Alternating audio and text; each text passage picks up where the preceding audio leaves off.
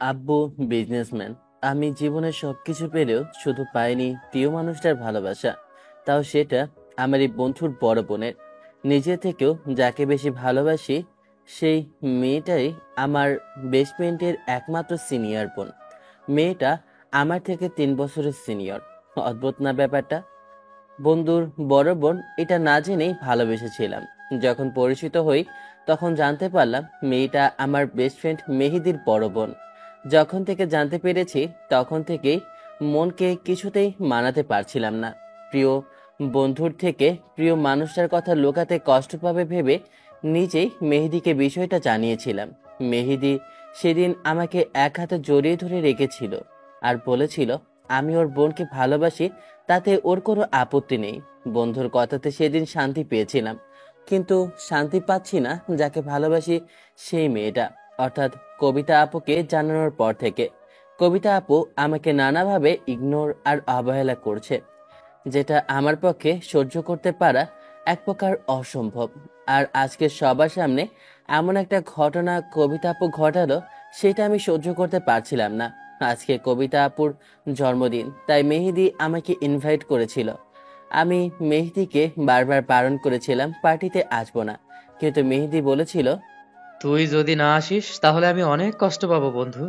বারবার মেহেদিকে বারণ করার পরও আসতে হয়েছে। মেহেদিকে বলেছিলাম কবিতা আপু পার্টিতে আমাকে দেখলে মোটেও সহ্য করতে পারবে না।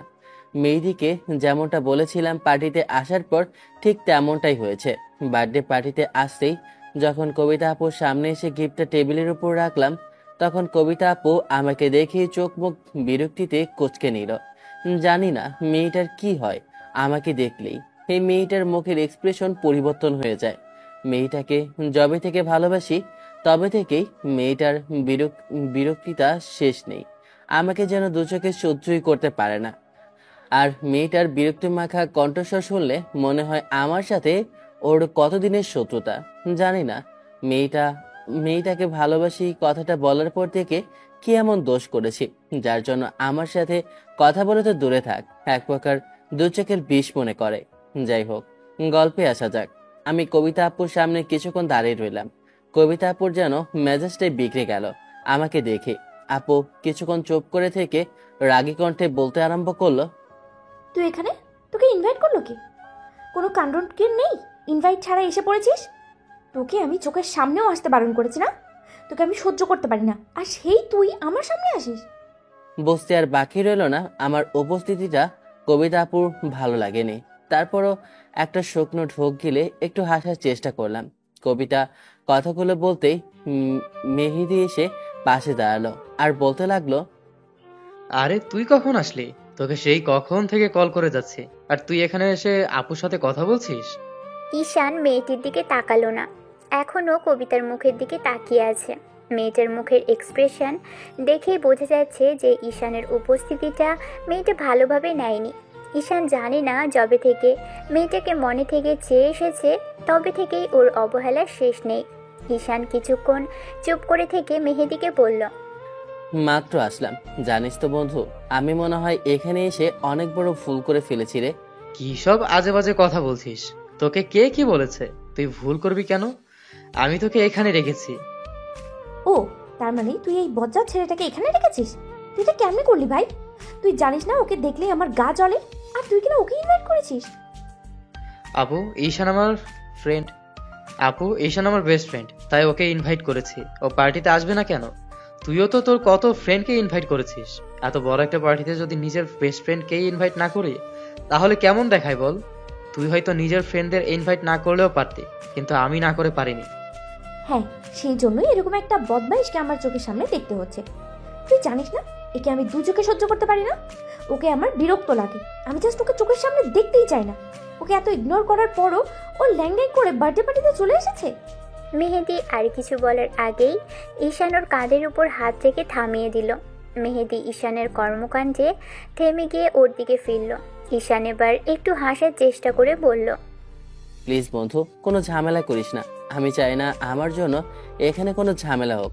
আমার উপস্থিতিটা বোধ হয় আপুর ভালো লাগেনি রে। এখানে আসাটা আমার একদমই ঠিক হয়নি।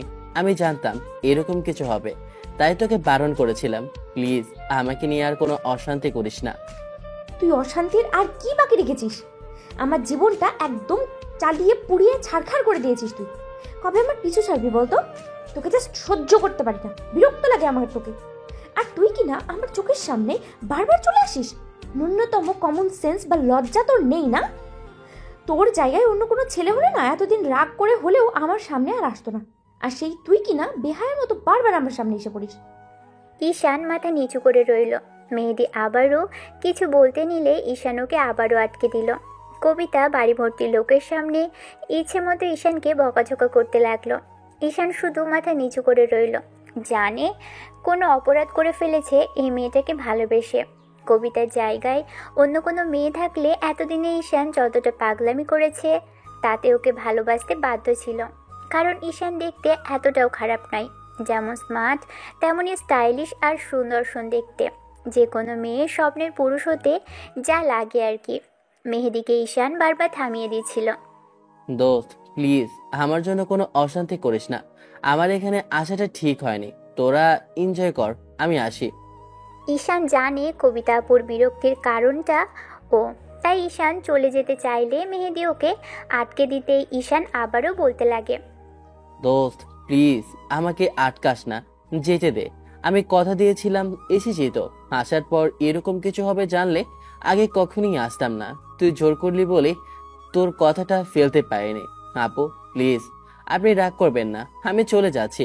বুঝতে পারিনি আপনার এতটা বিরক্তির কারণ হব। আজকে এমন একটা দিনে আপনাকে রাগিয়ে দিলাম। প্লিজ নিজেদের মধ্যে কোনো সিনক্রেট করবেন না। আমি চাই না আপনাদের মাঝে কোনো ঝামেলা হোক। ঝামেলা হওয়ার আর কি বাকি রেখেছিস? তুই যেখানেই যাচ্ছিস সেখানেই ঝামেলা হচ্ছে। সবটা বোঝার পরেও তোর কোনো লজ্জা শরম নেই? বারণ করার পরও তুই আমার সামনে চলে এসেছিস। মেহেদির বেজায় পরিমাণে রাগ হচ্ছে। ওর বেস্ট ফ্রেন্ডকে ডাকলো আর সেখানে ওরই বোন কিনা ওরই চোখের সামনে বেস্ট ফ্রেন্ডকে এমন করে অপমান করছে। মেহেদির খারাপ লাগছে এটা ভেবেই ছেলেটাকে ডেকে এনে এরকম অপমান সহ্য করাতে হচ্ছে। এবার ঈশান একটু হাসার চেষ্টা করে বলল, কি করব বলেন আপু, এক নজর আপনাকে দেখার লোভটা যে সামলাতে পারি না, তাই বেহার মতো বারবার আপনার সামনে চলে আসি। আসলে কি বলেন তো, ভালোবাসি তাই না এসে থাকতে পারি না। তার উপরে আপনার ভাই আমার বেস্ট ফ্রেন্ড। আমার সাথে কিছু হওয়ার কিংবা আপনাকে কিছু ভাবার আগেও যে ও যে আমার বেস্ট ফ্রেন্ড ছিল, তাই ওর কথাটা ফেলতে পারিনি। আপনি এতটা রেগে যাবেন জানলে এখানে কখনোই আসতাম না। ঈশান এবার মেহেদির দিকে ফিরে বলতে লাগলো, ঠিক আছে তোরা থাক, আমি যাচ্ছি। আমাকে অন্য কোথাও ডাকিস, তোর সাথে দেখা করে নেব। আর কোনো কথা বাড়াস না প্লিজ। পার্টিতে অনেক লোকজন এসেছে, ওরা তাকিয়ে আছে।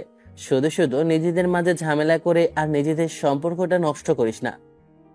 ঈশান কথাগুলো বলেই চলে যেতে নিলে মেহেদি আর ঈশানকে আটকালো না।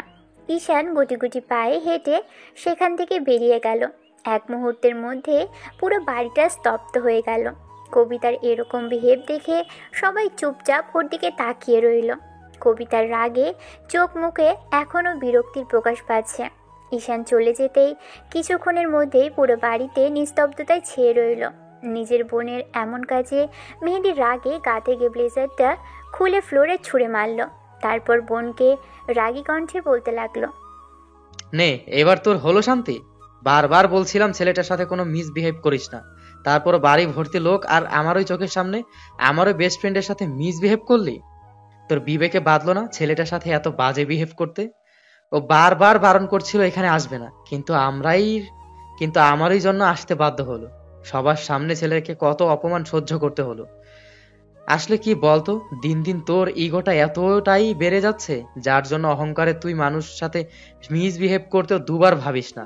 আসলে তোর অহংকারটা তোর কাছে সবচেয়ে বড়। একটা ছেলে তোকে পাগলের মতো ভালোবাসে, তাকে তুই ভালোবাসা তো দূরের কথা, সহ্যই করতে পারিস না। কি এমন অন্যায় করেছে ও? ভেবেছিলাম এটা ওর জন্য অন্যায়, কিন্তু যেখানে নিজেই একজনকে ভালোবাসি সেখানে ওর ভালোবাসাটাকে কি করে অন্যায় বলে ভাবি? বয়সে তুই ছেলেটার থেকে সিনিয়র বলে সব সময় ওর সাথে এরকম করিস। একটা মানুষের সাথে একটা মানুষ কতটা বাজে ব্যবহার করতে পারে তোকে না দেখলে আমি সেটা জানতে পারতাম না। আজকে সবার সামনে তুই যেটা করলি তাতে আমার নিজেরই লজ্জায় মাথা হেট হয়ে যাচ্ছে। আমার ওই সামনে আমার বন্ধুকে এতগুলো অপমান সহ্য করতে হলো, তাও কিনা সেই অপমানটা করলো আমার ওই বোন। ভাবতে আমার নিজের ছোট মনে হচ্ছে। আব্বু আম্মু যে তোকে শিক্ষা দিতে পারেনি সেটা আজ বুঝতে পারছি। না হলে কমন সেন্স আর ন্যূনতম মানবতা তোর মধ্যে তৈরি হতো, যার জন্য একটা ছেলেকে এতগুলো মানুষের সামনে তুই অপমান করলি। তুই জানিস না ভাই, ও কতটা বাজে একটা ছেলে। যদি জানতি তাহলে। কবিতার মুখে এত কিছুর পরও কথা শোনার সাথে সাথেই মেহেদি রাগে চিৎকার করে বলতে আরম্ভ করলো। ব্যাস, আরেকটাও কথা না। তোর মুখ থেকে আর কোনো কথা শুনতে চাই না আমি। আজকে যা করেছিস এর জন্য তোকে সারা জীবন পস্তাতে হবে। ঈশান যদি তোর থেকে দূরে সরে যায় না, যখন তুই ওকে নিজে ভাবতে শুরু করবি আর ভালোবাসবি, তখন তুই বুঝতে পারবি তোকে ঠিক কতটা ভালোবাসে। ভালোবাসবো আমি? তাও আবার ওকে? তোর মাথা খারাপ হয়ে গেছে ভাই? নাহলে তুই এসব কথা বলতি না। ওর মতো একটা পিচ্চি ছেলেকে ভালোবাসবো? তোর চিন্তা ভাবনা দেখে না আমি অবাক হয়ে যাচ্ছি। আজকে নিজের বোনের এরকম অহংকারী কথা শোনার জন্য মেয়েটির মতো প্রস্তুত ছিল না। মেয়েটার এত সব কাণ্ড ঘটানোর পরও শান্তি হয়নি। তারপর আবার বড় গলায় কথা বলছে। একটা ছেলে ওকে পাগলের মতো ভালোবাসে, আর তার ভালোবাসাটাকে সম্মান তো করতেই পারলো না, উল্টো তার সাথে মিসবিহেভ করে তাকে বাসা থেকে বের করে দিল। এখন আবার এরকম রাগিমুটির কথা বলছে। মেহেদির আব্বু আম্মু সবেমাত্র উপর থেকে নিচে নেমে আসলো। সবার সামনে এরকম ঘটনা দেখে ওরা চুপচাপ দাঁড়িয়ে আছে। মেহেদি এসে ওর আব্বু আম্মুর সামনে দাঁড়ালো আর বলল, লাই দিয়ে দিয়ে মেয়েটাকে তোমরা এমন ভাবে মাথায় তুলেছো যে কার সাথে কিভাবে কথা বলতে হয়, কোথায় কেমন বিহেভ করতে হয়, মানুষের সাথে নিজেকে কিভাবে মানিয়ে নিতে হয়। তোমরা এই অহংকারী মেয়েটাকে বুঝাতে পারো না। সব সময় শুধু অহংকার নিয়েই থাকে। আমার বোন আর তার ব্যবহারটা এরকম বাজে ভেবেই আমি খুব লজ্জিত। লজ্জায় আজকে আমার মাথাটাই হেট হয়ে যাচ্ছে। আমার বোন আমারই চোখের সামনে আমার বেস্ট ফ্রেন্ডকে অপমান করলো। সেটা শুধু আর অপমান নয়, আজকে ওই ছেলেটাকে বলা প্রত্যেকটা কথা আমাকে আঘাত করেছে। আমি এই মুহূর্তে এখান থেকে চলে যাচ্ছি। আমার আর কোনো ইচ্ছা নেই এখানে থাকা। প্লিজ আব্বু আম্মু, আমাকে আটকেও না। ওর মতো বড় মানুষের পার্টি থেকে একজন ছোটখাটো মানুষ চলে গেলে তাতে ওর এমন কিছু যায় আসবে না। আব্বু আম্মু, তোমরা তোমাদের আদরের মেয়ে এমন অন্যায় চুপ করে দেখতে পারলেও আমি এসব সহ্য করতে পারবো না। মেহেদি কথাগুলো বলে দ্রুত পায়ে হেঁটে উপরের দিকে উঠে গেল। আব্বু আম্মু কবিতার কাজে আজ বিরক্ত, সেটা ওনাদের দেখেই বোঝা যাচ্ছে। ওরা পার্টিটা কোনো রকমের শেষ তো করলো, কিন্তু কবিতা সারাটা পার্টি জুড়ে আর কোনো কথা বলতে পারলো না। মেহেদি যখন আব্বু আম্মুর সামনে এরকম করে কথা বললো, তখন কবিতা ভয় পেয়ে গিয়েছিল। ভেবেছিল আব্বু আম্মু হয়তো বা ওকে কিছু একটা বলবে, কিন্তু আব্বু আম্মুকে ওকে কিছুই বলেনি। অন্যদিকে ঈশান কবিতাদের বাসা থেকে বেরিয়ে রাস্তা দিয়ে একা একাই আনমনে হেঁটে যাচ্ছিল। তখন হঠাৎ করে একটা রিকশার সাথে একটু ধাক্কা লাগতেই রিকশাওয়ালা বলতে লাগলো, কি ভাই, দেখে চলতে পারেন না নাকি? এখন তো সব দোষ আমার দিতেন। আপনারা ভুল করবেন আর সেই ভুলের মাসুল দিতে হবে আমাদের। ঈশান ফ্যালফ্যাল করে রিকশাওয়ালার দিকে কিছুক্ষণ তাকিয়ে থেকে হাতের ইশারায় বোঝালো ও ভুল করেছে। ঈশান গা থেকে ব্লেজারটা খুলে হাতে নিয়ে হাঁটতে আরম্ভ করেছে। আজকে বারবার ঈশান ভাবছে ভালোবাসাটা ওর জন্য অন্যায় ছিল। সত্যিকারের ভালোবাসাটাকে মন থেকে চাওয়াটা বোধহয় অন্যায়। উপরওয়ালা আমাদের থেকে তাকেই সবসময় কেড়ে নেয়, যাকে আমরা খুব বেশি ভালোবাসি। তাকেই আমাদের জন্য পাঠায় না যাকে আমরা চাই কিংবা যাকে ভালোবাসি। ভালোবাসা সবার জন্য হয় না।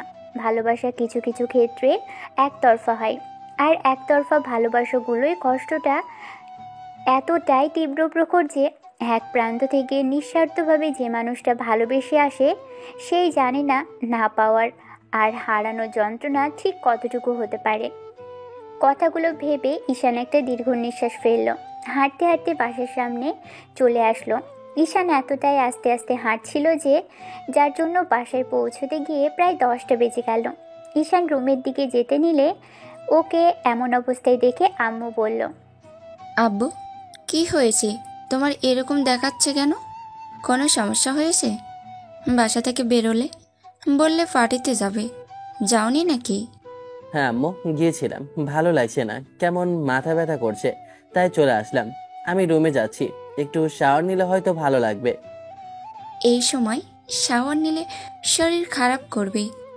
আব্বু, তোমার কণ্ঠটাও কেমন যেন শোনাচ্ছে, কিছু হয়েছে আমাকে বলো। ঈশান কোনো রকমে হেসে উত্তর দিল না। তারপর রুমে চলে আসলো।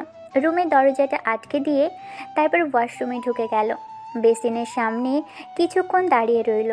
চোখ জোড়া লাল হয়ে আছে। ঈশান খুব বেশি কষ্ট পেলে যখন কান্নাটা চেপে রাখে তখন ওর চোখ জোড়া এরকম লাল হয়ে যায়। নিজেকে আজ কেমন ছন্ন ছাড়া আর পাগল পাগল লাগছে। ঈশান শাওয়ারটা ছেড়ে দিয়ে সেখানে দাঁড়িয়ে রইল। তারপর একটু আগের ঘটনার কথা ভেবে দেয়ালে পিঠ ঠেকিয়ে বসে পড়ল। আধা ঘন্টা যাবৎ ওয়াশরুমের ফ্লোরে বসে ভিজে যাচ্ছে ঈশান। কিছুক্ষণ বাদে আম্মু ডাকাডাকি করতে ঈশান বেরিয়ে আসলো। আপু বাসায় ফিরলে কোনো রকমে খাওয়া দাওয়া করে রুমে এসে বিছানায় গায়ে এলিয়ে দিল আর ভাবতে লাগলো। নিঃস্বার্থ ভালোবাসাগুলো এমন কেন হয়, যেখানে একতরফাভাবে ভালোবেসে একজনকে শুধু কষ্টই পেতে হয়? সত্যিকারের ভালোবেসে মানুষকে শুধু সারা জীবন কষ্ট পেতেই হয়েছে। কেউ দেখেনি একতরফাভাবে ভালোবেসে অপর পাশের মানুষটাকে নিজের করে পেয়েছে। ভালোবাসাতে এত কষ্ট কেন, এত যন্ত্রণা কেন হয়? নিজেকে মানাতে পারি না কেন? বারবার নির্লজ্জ বেহায়ের মতো ওর সামনেই চলে যাই। নিজেকে বোঝাতে পারি না সে আমাকে চায় না। জোর করে তার ভালোবাসা পাওয়ার চেষ্টা করলেও সে আমাকে সহ্য করতেই পারে না। ঈশান কথাগুলো ভাবছে আর চোখ দিয়ে ঝরঝর করে পানি পড়ছে। আজকে চোখের পানিগুলো যেন আদা জল খেয়ে লেগেছে। তাই ঈশানও আর আটকানোর বৃথা চেষ্টা করছে না। আজকের ঈশানের ভালোবাসার আকাশটাতে কালো মেঘে ঘন ঘটা। বারবার মনে হচ্ছে জীবনে ভালোবাসাটা সবচেয়ে বড় অন্যায় ছিল। কিন্তু কি করবে, প্রথম দেখাতেই যে মেয়েটাকে খুব বেশি ভালো লেগেছিল। কলেজের নবীনবরণ অনুষ্ঠান ছিল সেদিন। নতুন স্টুডেন্ট হিসেবে ঈশান কলেজে প্রবেশ করতেই কলেজের আঙিনায় অন্যরকম কাউকে দেখে চোখ জোড়ে আটকে যায়। যাকে দেখে প্রথমবার নিজেকে হারিয়েছিল সেই মেয়েটাই কবিতা। কবিতা যেন কবিতার মতোই স্নিগ্ধ, শীতল আর মনোমুগ্ধকর। সেদিন ঈশান দূর থেকে মেয়েটাকে দেখলেও বুঝতে পারছিল ওর চেহারার মধ্যে মায়াবী কিছু তো একটা আছে, যেটা ওকে আকর্ষণ করছে। ঈশান খেয়াল করেছিল একটা ছেলে গিয়ে কবিতাকে প্রপোজ করেছে, আর কবিতা হেসে হেসে ওই ছেলেটাকে রিজেক্ট করে দিয়েছে। বিষয়টা বেশ ইন্টারেস্টিং। এত সহজে কাউকে রিজেক্ট করা যায় সেটা কবিতাকে দেখেই বুঝতে পেরেছিল। ঈশানের সেদিন কেন জানি মনে হয়েছিল ভালোবাসলে এমন কাউকেই বাসা উচিত। মেয়েটা কেমন যেন একটা আকর্ষণ করে ওকে টানছিল। সেদিন থেকেই ঈশান মেয়েটার সম্পর্কে খোঁজ খবর নিতে শুরু করে। জানতে পারে কবিতা অনার্স 3য় বর্ষে পড়ে আর ওর থেকে 3 বছরের সিনিয়র। কথাগুলো জানার পরই ঈশানের মনটা খারাপ হলেও ও আগেই বুঝতে পেরেছিল মেয়েটা সিনিয়র আপুই হবে, কিন্তু এতটা সিনিয়র হবে ভাবেনি। ভালো লাগাকে প্রাধান্য দিয়ে ঈশান কবিতার পিছু নিয়েছিল। প্রথম কবিতা বুঝতে না পারলেও পরবর্তীতে যখন বুঝতে পারে তখন ঈশানকে ভালোভাবেই রিজেক্ট করে আর বোঝানোর চেষ্টা করে। এরই মাঝে কলেজে পা রাখতে ঈশানের সাথে ফ্রেন্ডশিপ হয় মেহেদির সাথে। মেহেদি বুঝতে পেরেছিল কোনো মেয়ের জন্যই ঈশানের এমন বেহাল দশা, তাই ওকে জিজ্ঞেস করেছিল, কিরে, তোর আবার হঠাৎ এমন কি হয়েছে যার জন্য এরকম একা একাই হাসিস, আবার কি যেন বিড়বিড় করিস? মাথা টাথা খারাপ হয়েছে নাকি তোর? মাথা খারাপ হবে কেন? জানিস মেয়েটা সত্যি অনেক মায়াবী। ওকে দেখার পর থেকে কিছুতেই মনোযোগ দিতে পারছি না। সবসময় শুধু ওরই চিন্তা ভাবনা মাথায় ঘুরপাক খায়। কোনো মেয়ের জন্য এরকম পাগল হয়েছিস বলতো? আমি তোকে বারবার জিজ্ঞেস করেও মেয়েটার কথা জানতে পারিনি, তাই আজকে তুই আমাকে ওই মেয়েটা দেখাবি। ঈশান কবিতাকে দেখাতে গিয়ে যখন মেহেদি ওকে দেখে তখন নিজে গিয়েই কথা বলেছিল। তখন ঈশানের মুখটা কালো হয়ে গেছিল, কারণ ততক্ষণে মেহেদি বলেছিল মেয়েটা ওর বড় বোন। কবিতায় চলে গেলে ঈশান কিছুক্ষণের জন্য চুপচাপ হয়ে গেছিল। তারপর মেহেদি ঈশানকে আবারও মেয়েটার কথা বললে তখন ঈশান ভেবেছিল সবটা ওকে জানানো দরকার, তাই তখনই ওকে বলেছিল, আমি যাকে ভালোবাসি, যার জন্য আমার এই পাগলামি, সে মেয়েটা আর কেউ নয়, তোর বোন কবিতা। মেহেদি অবাক হয়েছিল ঈশানের কথাতে। তারপর কিছুক্ষণের জন্য চুপ করেছিল। তখন ঈশান বলেছিল, প্লিজ দোস্ত, তুই রাগ করিস না। আমি জানতাম না এটা তোর বোন হবে। ভালোবাসা কি বলে কেউ হয় নাকি বল? ভালোবাসলে আপনা আপনি হয়ে যায়। ভালোবাসার অবাধ্য অনুভূতি যখন মনের মধ্যে ঝড়ের সৃষ্টি করে তখন মানুষ ভালোবাসতে বাধ্য হয়। আমিও না জেনেই তোর বোনকে ভালোবেসেছিলাম। ঈশান, আমি সেই জন্য চুপ করে নেই। আপু তোর থেকে 3 বছরের সিনিয়র। এসব জানার পর আপু তোকে মানবে কিনা জানি না। তুই কি আপুকে সত্যিই ভালোবাসিস আর বলেছিস? কি বলছিস? সত্যি ভালোবাসবো না মানে? আর বলেছি, আপু রাজি হচ্ছে না। আপু খুব রাগী দোস্ত। আমি জানি না তোর সাথে এমন বিহেভ করবে। অন্য কোনো ছেলে হলে এতদিনে গালের ওপর কতগুলো থাপ্পড় পড়ে যেত তার ঠিক নেই। আচ্ছা, তুই কতদিন ধরে আপুর পেছনে ঘুরছিস? আপু যে এখনো তোকে আস্ত রেখেছে সেটাই অনেক। কি বলছিস? সত্যি ভালোবাসবো না মানে? আর বলেছি, আপু রাজি হচ্ছে না। আপু যেহেতু সিনিয়র, তাই আমার সাথে রাগারাগি করতেই পারে, তাতে আমি কিছু মনে করব না। আমি চুপচাপ সবটা সহ্য করে নেব। দোস্ত, আমি চাই কবিতা আপু আমাকে ভালোবাসুক। তারপর যখন আমাদের বিয়েটা হবে, তখন দেখবি আমরা অনেক হ্যাপি থাকবো। শালা, একদম বিয়ে পর্যন্ত চলে গেলি? শালা হবি তুই আমার। তোর বোনকে বিয়ে করবো রে শালা। সম্মান দিয়ে কথা বলবি। মেহেদির সাপোর্ট পেয়ে সেদিন থেকেই ঈশান যেন আরও উঠে পড়ে লেগেছিল কবিতার পিছনে সময় দিতে। কবিতা বারবার ওকে বারণ করার সত্ত্বেও ঈশান শোনেনি। ঈশানও জানে না এই মেয়েটা ওকে কেন বারবার রিজেক্ট করেছে। ঈশান কারণ খোঁজার চেষ্টা করেছে, কিন্তু আদৌ কোনো যৌক্তিক কারণ খুঁজে পায়নি। কেন যে মেয়েটা ওকে সহ্য করতে পারে না ঈশানের জানা নেই। পরদিন সকালে যখন ঈশান চোখ জোড়া খুলল, দেখতে পেল আম্মু ওর পাশে বসে মাথায় জলপট্টি দিচ্ছে। কাল রাতে গোসল করার কারণে যে জ্বর এসেছে তার বুঝতে বাকি নেই। এটা ঈশানের একটা অভ্যেসে দাঁড়িয়েছে। সময় ছাড়া অসময়ে শরীরে পানি লাগলেই জ্বর চলে আসে। আবার অসময়ে বৃষ্টিতে ভিজলেও জ্বরটাকে আর আটকে রাখা যায় না। ঈশানকে চোখ খুলতে দেখে আম্মু রাগী কণ্ঠে বলতে আরম্ভ করলো, বারবার বলা সত্ত্বেও কালকে আমার কথা শুনলে না? হলো তো, জ্বর বাঁধিয়ে এখন বেডে পড়ে থাকো। সামান্য জ্বর হয়েছে, তার জন্য এত রাগ করা লাগবে কেন? কয়েকদিনেই তো সেরে যাবে, দেখো। এরই মাঝে আব্বু ডক্টর নিয়ে ভিতরে ঢুকতেই ডক্টর ঈশানকে চেক আপ করে প্রেসক্রিপশন লিখে দিয়ে গেল।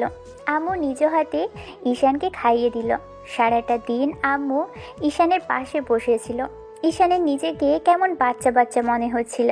ঈশানের আজকে মনে হচ্ছে ছোটবেলাটাই ভালো ছিল। ভালোবাসার সম্পর্কে কিছুই বুঝতো না, অন্তত জীবনটা সুন্দর ছিল। যবে থেকে ভালোবাসা আর অনুভূতিটা লাইফে এসেছে, তবে থেকেই যেন খারাপ লাগাটা শুরু হয়েছে। ধনীর ঘরে জন্ম, তাই যেটা চেয়েছে সবসময় সেটা পেয়েছে। কোনো অভাব কিংবা জীবনে কোনো কিছুরও কমতি ছিল না। যখন থেকে কবিতাকে ভালোবাসতে শুরু করেছে, তখন থেকেই যেন কষ্টটা ওর জীবনের সঙ্গী হয়ে দাঁড়িয়েছে। ভালোবাসা না পাওয়ার যন্ত্রণাটা যে অনেক বেশি, সেটা ঈশান কয়েকটা মাসে খুব ভালো করে বুঝে গেছে। এমন করে 7টা দিন ঈশানকে বেডে পড়ে থাকতে হলো। এই কয়েকদিনে মেহেদি বারবার এসে ওর সাথে কথা বলে গেছে। মেহেদি প্রথম 3 দিন জানতোই না ঈশানের জ্বর হয়েছিল। মেহেদি কল দিয়ে মেসেজ করে কোনোভাবেই মেহেদি রিপ্লাই পায়নি। তারপর যখন ওর বাসায় ফোন করে, তখন জানতে পারে ঈশানের প্রচুর জ্বর হয়েছে। মেহেদি এসে সেদিন ওর সামনে মাথা উঁচু করে কথা বলতে পারেনি। নিজের বোনের এরকম বিহেভিয়ারে ও সেদিন অনেক বেশি লজ্জিত ছিল। ঈশানকে এই বিষয়টা বললে ঈশান হেসে ওর সাথে কথা বলে। 8ম দিনের মাথায় জ্বরটা অনেকটাই নেই, তাই ঈশান ভাবে কলেজে যাওয়াটা কন্টিনিউ করবে। বাসায় বসে থাকতে ভালো লাগছে না। কলেজে গেলে কবিতা আপুর সাথে দেখা হবে, আর কবিতা আপু সহ্য করতে পারে না, কথাগুলো ভাবতেই খারাপ লাগে। ঈশান কলেজেও আসলো আর সবগুলো ক্লাস শেষ করলো। ক্লাস থেকে বের হতেই মেহেদি ওকে জিজ্ঞেস করলো, কি রে, তোর কি মন খারাপ ঈশান? ঈশান তখনই হেসে বলে, না রে, এখন আর মন খারাপ হয় না। কলেজ থেকে দুজনে বেরিয়ে রাস্তা দিয়ে হাঁটছিল আর কথা বলতে বলতে যাচ্ছিল। ওরা আর কিছুটা আসতেই খেয়াল করে দূরে একটা রিকশার সামনে দাঁড়িয়ে কতগুলো ছেলে একটা মেয়েকে ডিস্টার্ব করছে। তখন মেহেদি বলল, ওখানে কি হচ্ছে বলতো? চল তো গিয়ে দেখি। ঈশান কথাগুলো বলে দৌড়ে সেখানে গিয়ে দাঁড়ালো। এরই মাঝে একটা ছেলে মেয়েটার হাত ধরতে নিলেই ঈশান এসে ছেলেটাকে আটকে দিয়ে বলল, বড় ভাই, এরকম কাজ করা চলবে না। মেয়েদের গায়ে হাত দিতে হয় না, সেটা জানো না? ঈশানের এরকম কথাতে ওর দিকে ফিরল। এরই মাঝে মেহেদি এসে ওদের পাশে দাঁড়ালো। খেয়াল করলো যে মেয়েটাকে ওরা এতক্ষণ ডিস্টার্ব করছিল, মেয়েটার কেউ নেই। মেয়েটা কেউই নয়, ওরই বোন। এমন কিছু দেখে মেহেদির মাথায় রাগ উঠে গেল। ও বলতে আরম্ভ করলো, আপু তুই আর এখানে? ভাই দেখ না, এই ছেলেগুলো আমাকে সেই কলেজ থেকে বেরোনোর পর থেকে আমাকে ফলো করে যাচ্ছে, আর এরকম নির্জন রাস্তায় পেয়ে আমাকে রিক্সাটা দাঁড় করিয়েছে। আমি জানি না ওরা আমার সাথে এরকম কেন করছে। আমি বারবার রিকোয়েস্ট করার পরেও ওরা আমাকে যেতে দিচ্ছে না। কবিতার কথাগুলো শোনার সাথে সাথেই ঈশানের মেজাজটা বিগড়ে গেল। ওর আর এক মুহূর্ত দেরি করলো না। কবিতার সামনে দাঁড়িয়ে থাকা ছেলেটার নাক বরাবর কষিয়ে একটা ঘুষি মারল। সাথে সাথেই ছেলেটা পড়ে যেতেই এবার বাকি ছেলেগুলো ঈশানের দিকে এগিয়ে আসতেই ও একটার কানে নিজের সজোরে একটা থাপ্পড় মারল। ছেলেটা বসে পড়ল। এবার মেহেদিও ঈশানের সাথে হাত চালালো। কয়েক মিনিটের মধ্যে সবগুলো ছেলে মার খেয়ে মাটিতে লুটোপুটি খেতে লাগলো। এবার ঈশান মেহেদির কাছে যেতে নিলেই খেয়াল করলো একটা ছেলে ছুরি হাতে কবিতার দিকে এগিয়ে আসছে। ছেলেটা কবিতার কাছে যাবে ভেবে ঈশান দৌড়ে কবিতার সামনে এসে দাঁড়ালো। আর কিছু বুঝে ওঠার আগেই ছেলেটা হুটহাট করে ছুরিটা চালিয়ে দিল। ঈশান সামনে এসে দাঁড়াতেই সাথে সাথে ছুরিটা ঈশানের পেটে ঢুকে গেল আর ঈশান আঁতকে উঠল। ঘটনাটা কিছু বুঝে ওঠার আগেই ঘটে গেল। ঈশান সেখানেই স্তব্ধ হয়ে দাঁড়িয়ে আছে, আর মেহেদি এমন কিছু দেখে চিৎকার দিয়ে দৌড়ে আসলো। কবিতা স্তব্ধ হয়ে গেছে, ভাবতেও পারছে না ওর চোখের সামনে এমন একটা কিছু হলো। কবিতা পাথরের মতো চুপচাপ হয়ে দাঁড়িয়ে আছে। ঈশানের পেট থেকে রক্ত বের হতে শুরু করতেই ছেলেগুলো দৌড়ে পালিয়ে গেল। মেহেদি গিয়ে ঈশান পড়ে যাওয়ার আগেই ওকে ধরে ফেলল। ঈশান নিজের পেট আটকে থাকা ছুরিটা টান দিয়ে বের করে ফেলল। সাথে সাথে চোখ জোড়া বন্ধ হয়ে আসলো। কবিতা কোনো কথা বলছে না, শুধু ফ্যালফ্যাল করে চেয়ে আছে। এরই মাঝে মেহেদি ঈশানকে কোনো রকম উঠিয়ে একটা লোকের সাহায্যে সিএনজিতে করে হসপিটালের উদ্দেশ্যে চলে গেল।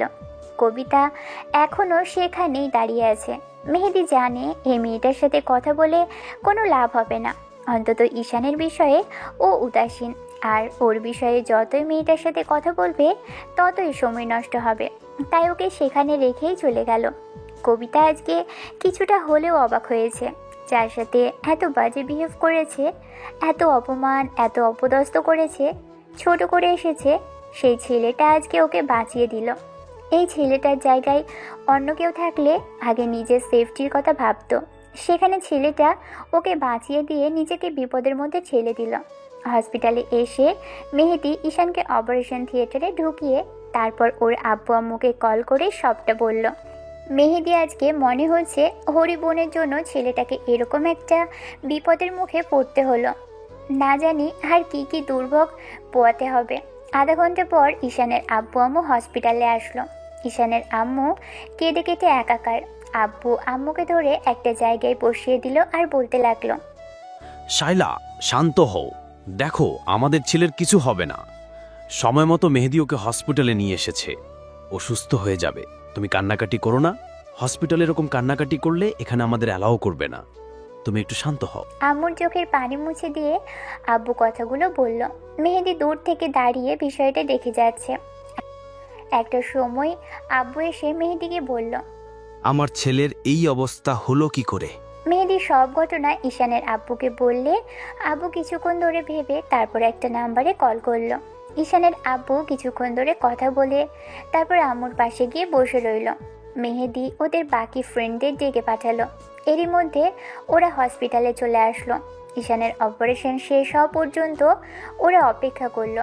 ডক্টর বাইরে বেরিয়ে আসতেই ঈশানের আব্বু বলল, ডক্টর, আমার ছেলে ঠিক হয়ে যাবে তো? আপনার ছেলে বিপদমুক্ত আছে, তবে জ্ঞান ফিরতে একটু সময় লাগবে। শারীরিক থেকে মানসিক অবস্থাটা বেশি খারাপ, তাই সময় লাগবে। আপনার কথাটা ঠিক বুঝতে পারলাম না। আপনার ছেলের মানসিক শক্তিটা অনেক কম, ভেতর থেকে কোনো একটা দ্বিধাদ্বন্দ্বে ভুগছে। উনি কোনো একটা কারণে খুব বেশি স্ট্রেঞ্জ। যাই হোক, ছেলের খেয়াল রাখবেন, আর বিজনেসের পেছনে না ছুটে একটু ছেলে মেয়ের দিকেও নজর দিবেন। এবার মেহেদি ডক্টরের কথাতে ভয় পেয়ে গেল। ঈশান যে ভিতর থেকে একটু একটু করে ভেঙে পড়েছে সেটা ডক্টরও বুঝে গেছে। এই জন্যই হয়তোবা বলে রোগীর হাত ধরলে ডক্টর বুঝতে পারে কোথায় কি চলছে। মেহেদি এটা ভেবেই ভয় পাচ্ছে, যদি ঈশানের আব্বু ভুলেও জেনে যায় ওর বোনের জন্য ঈশানের এই অবস্থা হয়েছে, তাহলে আর দেখতে হবে না। কথাগুলো ভেবেই মেহেদি একটা শুকনো ঢোক গিলল, কপালের ঘামগুলো মুছে নিল। তারপর সন্ধ্যার মুখে ঈশানের বাকি ফ্রেন্ডরা চলে গেলে তখন মেহেদি সেখানে দাঁড়িয়ে রইল। তখন আব্বুকে বলতে লাগলো, বাবা, তুমি বাসায় চলে যাও, এখানে থাকার দরকার নেই। তোমার আন্টি আর আমি আছি। তুমি সকালে এসো আবার। কিন্তু আঙ্কেল, তোমার শরীরে এখনো রক্ত লেগে আছে, দুপুর থেকে না খেয়ে আছো। তুমি বাসায় চলে যাও, টেনশন করলে তার সব ঠিক হয়ে যাবে না। বাসায় যাও, ফ্রেশ হও। আজকে সাহায্যের জন্য আমি তোমার কাছে সারা জীবন কৃতজ্ঞ থাকব। তোমার জায়গায় অন্য কেউ থাকলে আমার ছেলেকে রেখে পালিয়ে যেত। আজকালকার মানুষ কারো জন্য কিছু করতে চায় না, সেখানে তুমি নিজে দায়িত্ব নিয়ে আমার ছেলেটাকে হসপিটাল নিয়ে এসেছো, এটাই বা কম কিসের? আঙ্কেল, আমার জায়গায় যদি ঈশান থাকতো আর আমি ওর জায়গায় থাকতাম, ওকে আমার জন্য এইটুকু করতো না বলেন? এসব বলে আমাকে লজ্জা দিবেন না। বন্ধুর জন্য এটুকু করতে পেরেছি, তাতে কৃতজ্ঞতা প্রকাশ করার কিছু নেই। আমার বোনকে বাঁচাতে গিয়েই ওকে এরকম একটা পরিস্থিতিতে পড়তে হলো। এসব বলো না বাবা, কখন কার কপালে কি লেখা আছে সেটা একমাত্র আল্লাহ ভালো জানেন। যাই হোক, তুমি বাসায় চলে যাও। মেহেদি আব্বুর কথা মতো বিদায় নিয়ে বাসায় চলে গেল। আব্বু আম্মু ঈশানের কেবিনের সামনে বসে রইল। সারাটা রাত ঈশানের জ্ঞান ফিরল না। পরদিন দুপুরের দিকে ঈশানের জ্ঞান ফিরতে ও ফ্যাল করে তাকিয়ে রইল। ডক্টর এসে ঈশানের আব্বু আম্মুকে বিষয়টা জানাতেই ওরা এসে ঈশানের সাথে কথা বলতে আরম্ভ করলো। ঈশান আব্বু আম্মুর সাথে কথা বলল। তারপর মেহেদিকে দেখতে না পেয়ে জিজ্ঞেস করলো, আব্বু, মেহেদি আসেনি? হ্যাঁ, এসেছিল, কাজ আছে বলে চলে গেল। ও আবার আসবে, তাই আমি আর ওকে জোর করিনি। ছেলেটা কালকে অনেকক্ষণ ছিল, তোমার জ্ঞান ফিরেছে না দেখে কিছুক্ষণ থেকে চলে গেল। দুপুরের দিকে মেহেদি আর ওদের বাকি ফ্রেন্ডগুলো হসপিটালে আসলো।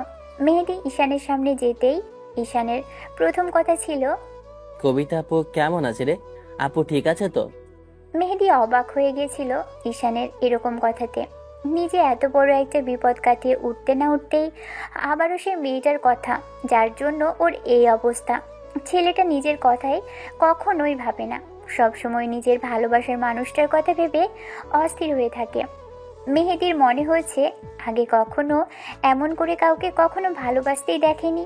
মেহেদির আফসোস হয়, ওর বোন যদি একটা বারে ছেলেটার ভালোবাসাটা বুঝতো, হোক না সে জুনিয়র, কিন্তু ভালোবাসার কাছে এই বয়সটা কোনো বিষয় না। কবিতা ওর ভালোবাসাটা তো বুঝতেই পারে না, উল্টো সেটাকে বারবার অপমান করে। এই ভালোবাসাটাকে ফেলে রেখে ওর বোন কার কার ভালোবাসার জন্য অপেক্ষা করছে মেহেদি জানা নেই। কার সাথে কবিতা নিজের জীবনকে জড়াবে মেহেদি জানা নেই। আর যাই হোক, এর থেকে বেশি ভালো ওর বোনকে আর কেউ বাঁচতে পারবে না। বিকেল হতেই কিছুক্ষণ থেকে মেহেদি আবারও বাসার উদ্দেশ্যে চলে গেল।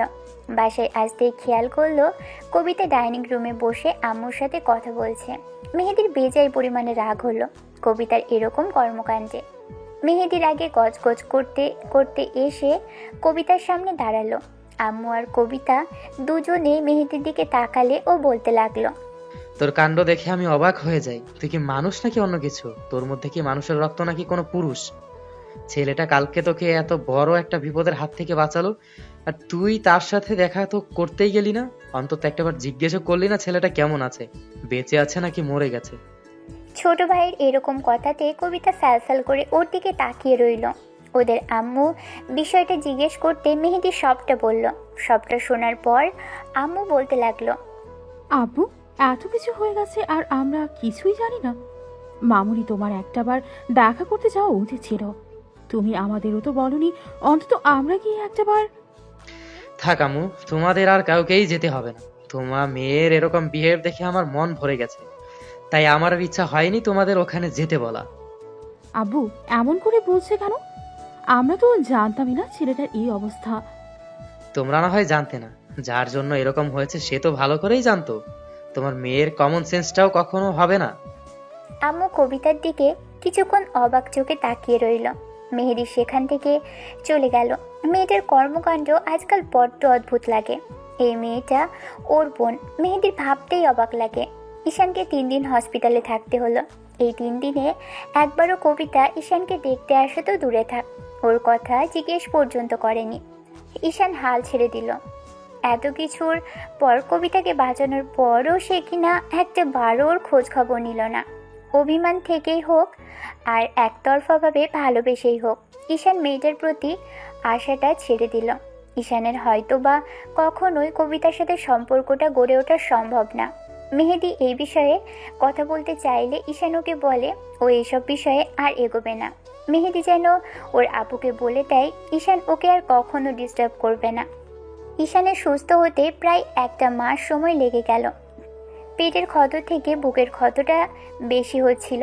যাকে ভালোবাসে তাকে বাঁচাতে গিয়ে এত বড় সমস্যার মধ্যে পড়তে হলো, আর সেই কিনা একটা বারও ওর খোঁজ খবর নিল না। অন্যদিকে কবিতা যে একটা বাজে ছেলের পাল্লায় পড়েছে আর প্রেম নামক সম্পর্কে জড়িয়েছে আর তার সাথে দিব্যি ঘুরে বেড়াচ্ছে, সেটা মেহেদি খুব ভালো করেই জেনে গেছে। তারপরও ছেলেটা কবিতাকে কিছুই বলেনি, কারণ কিছু বললে মেয়েটা যে শোনার মানুষ না, তাই মেহেদি খুব ভালো করেই জানে। রাগে মেহেদি ওকে কিছু বলতে চায় না, শুধু যেদিন জানতে পেরেছিল সেদিন কবিতা বাসায় আসার পর বলেছিল। আব্বু আম্মু জানে তার মেয়ে এত অধপতন হয়েছে?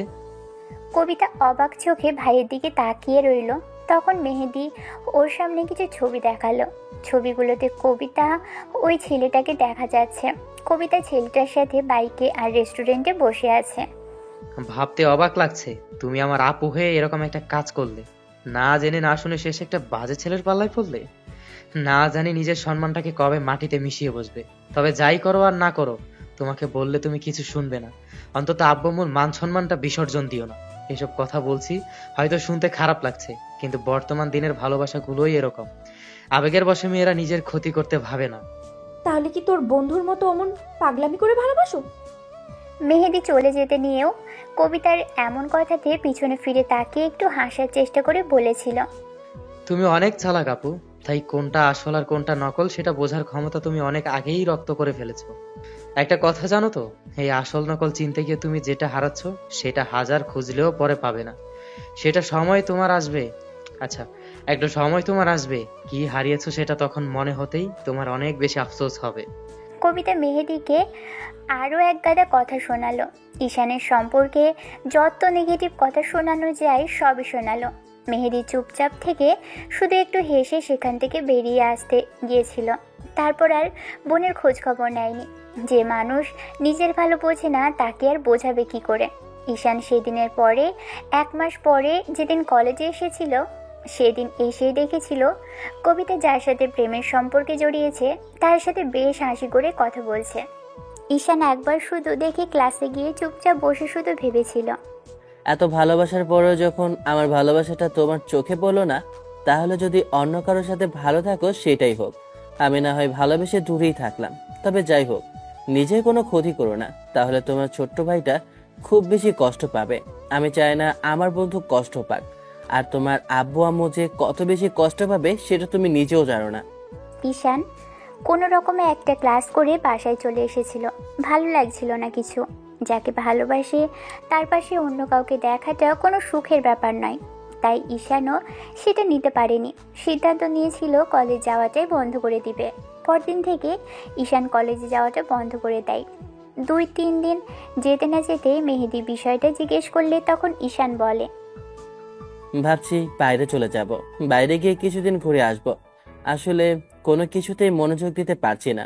আমি মেন্টালি ভাবে ডিস্টার্ব, কোনো দিকেই ভালো লাগছে না। শহরটা অন্তত কিছুদিনের মধ্যে ছাড়তে চাইছি। হঠাৎ এরকম সিদ্ধান্ত কেন নেয়া আপুর জন্য? না রে, আমি নিজের জন্যই করছি, কারোর জন্য নিজেকে চেঞ্জ করাটা বোকামি। ও যেটা ভালো মনে করেছে সেটাই করেছে। নিজের ভালোবাসার জন্যই সহজ সারতে চাচ্ছি। এখানে থাকতে দমটা কেমন বন্ধ হয়ে আসে, সবসময় কেমন যেন খারাপ লাগা কাজ করছে। আব্বু আম্মু আমাকে চুপচাপ এরকম করে দেখতে পারছে না, তাই ভাবছি বাইরে থেকে ঘুরে আসলে, পরিবেশটা চেঞ্জ হলে হয়তো বা মনমানসিকতা কিছুটা ভালো হতো। তুই আমার থেকে লুকানোর চেষ্টা করলেও আমি খুব ভালো করেই বুঝতে পারি। আমি তোকে চিনি। আমার বোনকে ভালোবেসে তোর আজকে এই অবস্থা। আমি তোর জন্য কিছুই করতে পারলাম না। আমার বোনের জায়গায় অন্য কেউ হলে জোর করে তোকে তুলে এনে আমি তোর হাতে তুলে দিতাম, তবুও তোকে এমন কষ্ট পেতে দিতাম না। বাদ দে এসব প্লিজ। এটা নিয়ে তোর আব্বুর সাথে কথা কাটাকাটি করিস না। আমি বলছি তো আমার এমনিতেই ভালো লাগছে না, তাই আর থাকতে চাইছি না। আমি আবার যখন আসবো তখন তোদের সাথে যোগাযোগ করব। কিছুদিন হয়তো তোদের সাথে আমার যোগাযোগ বন্ধ থাকবে, তার জন্য মন খারাপ করিস না। আর ভাবিস না যে আমি তোদের ভুলে যাব। আমি কখনোই তোদের ভুলতে পারবো না, সব সময় আমার তোদেরকে মনে থাকবে। মানে আমাদের সাথে যোগাযোগ রাখবি না মানে কি? এরকম করার কারণটা কি আমি তো সেটাই বুঝতে পারছি না। তুই দেশের বাইরে যা, সমস্যা নেই, সেখানে গিয়ে নিজেকে সময় দে, তাতে আমার কোনো আপত্তি নেই। যতদিন খুশি থেকে তারপর যতদিন খুশি থাক, তারপরও আমাদের সাথে যোগাযোগ করবি না, সেটা কথা কেমন কথা? বললাম না কোনো কিছুই ভালো লাগছে না, আমি নিজে থেকে যোগাযোগ করব। প্লিজ জোর করিস না আমাকে। ঈশান মনে হচ্ছে সব কিছু থেকে কেমন দূরে সরে যাচ্ছে। যা চেয়েছিল তার অর্ধেকটাও হয়নি। বিজনেসম্যানের ছেলে, তাই ছোটবেলা থেকে যা চেয়েছে তাই পেয়েছে। মুখ দিয়ে শুধু একবার বলতেই সেটাই আব্বু আম্মুকে এনে দিয়েছে। কিন্তু শেষে এসে হয়তো বা এই জিনিসটা ওর পাওয়ার ছিল না। সব সময় সব কিছু পেতে পেতে না পাওয়ার কষ্টটাই ঈশান ভুলেই গিয়েছিল। কিন্তু এবার হয়তো বা এই না পাওয়ার কষ্টটা সারা জীবন ওকে নিয়ে থাকতে হবে। কথাগুলো ভেবেই ঈশান তার ছেলের হাসি হাসলো। ডাইনিং রুমে বসে আছে আব্বু আম্মু ঈশান। ওদের সামনে মাথা নিচু করে বসে আছে ঈশান। আব্বু আম্মুকে বাইরে যাওয়ার কথাটা বলতেই আম্মু বলল, আব্বু, কি সমস্যা? তোমার কি হয়েছে? আমি তো সেটাই বুঝতে পারছি না। কিছুদিন যাবৎ দেখছি একদম চুপচাপ হয়ে আছো। সেদিনের ওই অ্যাক্সিডেন্টের পর থেকেই দেখছি কেমন চুপ হয়ে গেছো। কারোর সাথে কোনো ঝামেলা হয়েছে? মেয়েদের সাথে কথা কাটাকাটি হয়েছে? আমাদের বলো, আমরা ওর সাথে কথা বলবো। না আম্মু, কারোর সাথে কিছু হয়নি, তবে এই শহরে কেমন যেন লাগছে, ভালো লাগছে না কিছু, কোনো কিছুতে মনোযোগ দিতে পারছি না। আমি চাইছি পরিবেশটা চেঞ্জ করতে, তাছাড়া কখনো তো বাইরে যাওয়া হয়নি, তাই চাচ্ছিলাম বাইরে কোথা থেকেও ঘুরে আসতে। বললাম তো এখানে থাকতে ভালো লাগছে না, তাহলে মনোযোগ দেব কি করে? আগে পরিবেশটা পরিবর্তন হোক, শারীরিক মানসিক অবস্থা দুটোই ঠিক হোক, তারপর না হয় পড়ালেখার কথা চিন্তা করা যাবে। আর এত পড়ালেখা করে হবেই কি? সেই তোমার বিজনেসেই হাত দিতে হবে। যা পড়েছি তাতে কি যথেষ্ট নয় তোমার বিজনেস দেখার জন্য? আম্মু বুঝতে পারলো হয়তো কোনো ঝামেলা হয়েছে, তাই বলতে লাগলো, কোনো মেয়ের জন্য এরকম সিদ্ধান্ত নিচ্ছ? এরকম কিছু যদি হয় তাহলে আমাদের বলো, আমরা তাদের মেয়ের পরিবারের সাথে কথা বলি। আর যদি বিয়ে করতে চাও তাহলে সেটা সরাসরি বলো। আমরা তো তোমাকে বারণ করছি না, কিন্তু হঠাৎ আমাদের ছেড়ে যাওয়ার এই সিদ্ধান্ত কেন? আমাদের থেকে চলে গেলে আমরা ভালো থাকতে পারবো না আব্বু। না আব্বু, তেমন কিছু নেই, থাকলে আমি তোমাদের আগেই বলতাম। আমাকে কারো পছন্দ হবে না, আমি তো অনেক দুষ্ট, কোনো মেয়ে আমাকে পছন্দই করবে না। আজ অব্দি কারো দিকে চোখ আটকায়নি, যদি আটকাতো তাহলে সেটা সবার আগে তোমাকে বলতাম। সত্যি তো, নাকি আমার থেকে কিছু লুকানোর চেষ্টা করছো? পরবর্তীতে জানতে পারলে কিন্তু আমরা কষ্ট পাবো, তাই আগেই বলো। ঈশান মাথা নেড়ে না সূচক উত্তর দিতেই আব্বু আরও কিছু বলতে নিলে আম্মু আব্বুকে বারণ করলো। ভাবলো হয়তো বা এখান থেকে গিয়ে কোথাও থেকে কিছুদিনের জন্য ঘুরে আসলে হয়তো বা স্বাভাবিক হতে পারবে, তাই আম্মু বলতে লাগলো, কখনো ওকে কোনো কাজে বাধা দেয়নি, আজকেও বাধা দেওয়ার নেই। ও যেতে চাইছে, যেতে দাও, কিন্তু ঘরের ছেলে যেন দিন শেষে ঘরে ফিরে আসে। রিপিট, বাইরে গিয়ে যেন একেবারে পার্মানেন্ট না হয়ে যাও। তাই বলছি যতদিন সময় লাগে নাও, তারপর ফিরে এসো। ফিরে আসার পর আমি সবটা ঠিকঠাক দেখতে চাই। আমি কিন্তু এই গোমরা মুখটা পছন্দ করি না, তুমি খুব ভালো করেই জানো আব্বু। আমি ফিরে আসার পর সবটা ঠিক হয়ে যাবে, তো আমার গোমরা মুখটা আর দেখবে না। ব্যবসায়িক পরিবারের সন্তান ঈশান, তাই এক সপ্তাহের মধ্যে ভিসা পাসপোর্ট কমপ্লিট হয়ে গেল। টাকার কাছে অনেক কিছুই পাওয়া যায়, তাই যেতে তেমন বেশি সমস্যা হলো না। আজ বাদে কাল ঈশান লন্ডনের উদ্দেশ্যে রওনা দিবে, তাই ফ্রেন্ডদের সাথে দেখা করে নিল। পরদিন ঈশানের বাসায় সবাই বেশ সকাল সকাল ঘুম থেকে উঠে গেছে। 7টা নাগাদ এয়ারপোর্টে পৌঁছতে হবে, 8টায় ফ্লাইট, তাই আম্মু অনেক আগেই উঠে গেছে। ছেলে বাইরে চলে যাবে, তাই নানান আইটেমের খাবার রান্না করেছে। ঈশান কোনো রকমে খাবার খেলো। এরই মাঝে কলিং বেল বাজতেই বাসায় কাজের লোকটা গিয়ে দরজা খুলে দিল। মেহেদিকে দেখেই ঈশান একটু হাসার চেষ্টা করে বলল, ও তুই এসেছিস, আয় খেতে বস। দেখ আম্মু কি কাণ্ড করেছে। তুই চলে যাচ্ছিস ভাই? ভাবলাম তোকে এয়ারপোর্ট অব্দি এগিয়ে দিয়ে আসি, আবার কবে তোর সাথে দেখা হবে তার ঠিক নেই, তাই আজকের দিনটা কিছুটা সময় হলো তোর সাথে থাকি। ঈশান মুচকি হাসল। মেহেদি ওদের সাথে খাওয়া দাওয়া করে এয়ারপোর্টের উদ্দেশ্যে বেরিয়ে পড়ল। ঈশান যাওয়ার সময় আম্মু কান্নাকাটি জুড়ে দিল।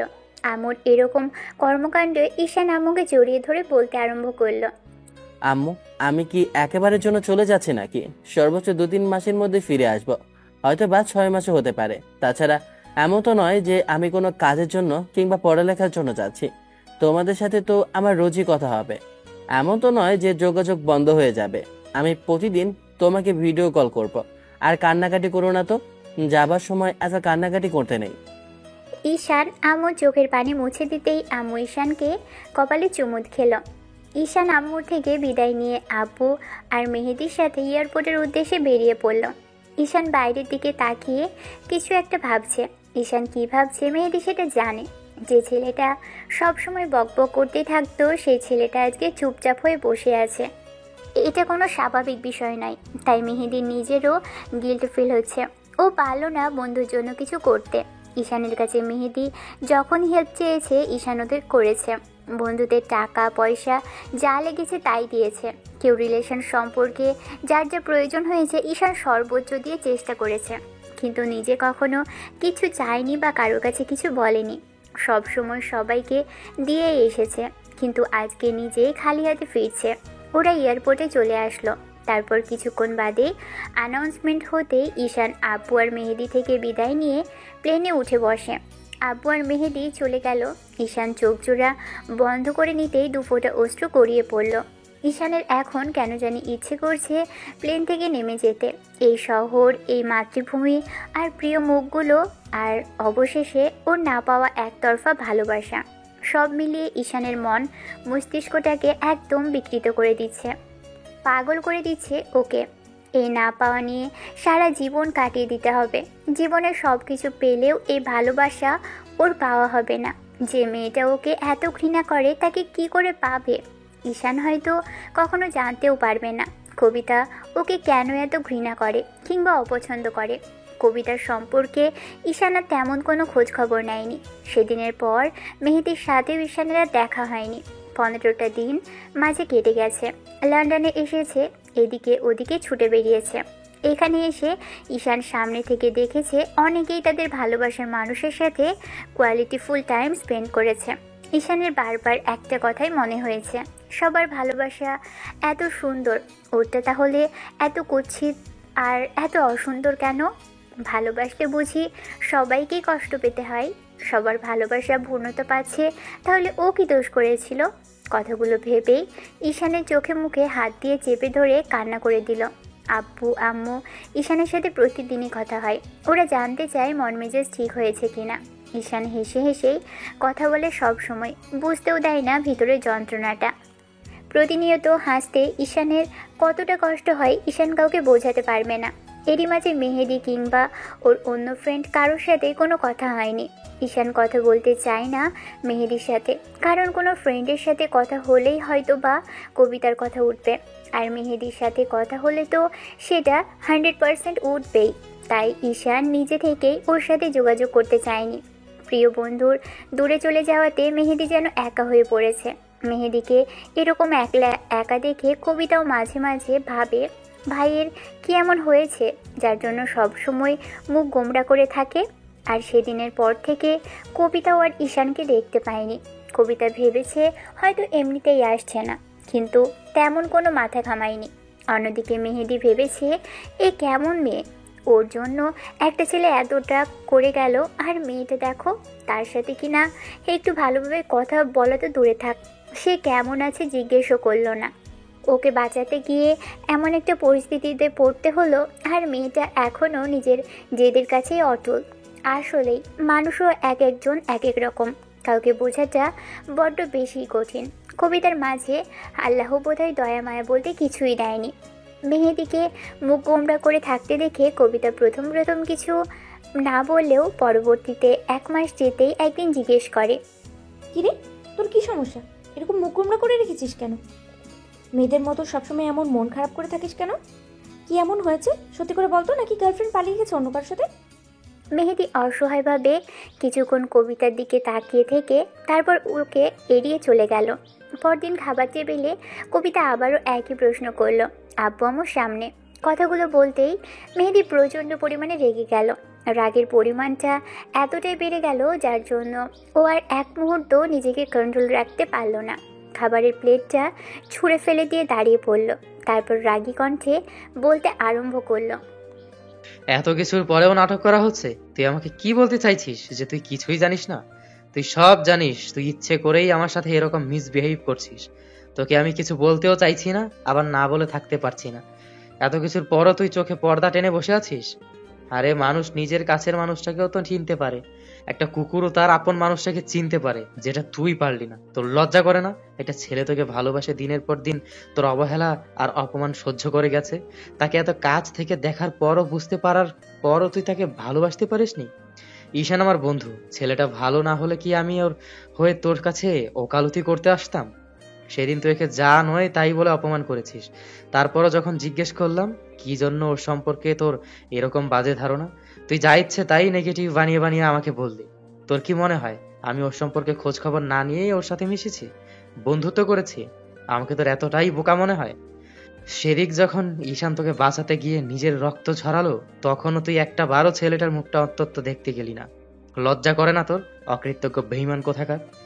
একটা মেয়ে এতটা নির্লজ্জ আর বেহায়া বেশরম হতে পারে, তোকে না দেখলে আমি বুঝতেই পারতাম না। আমার অবাক লাগে তুই কিনা আমার বোন।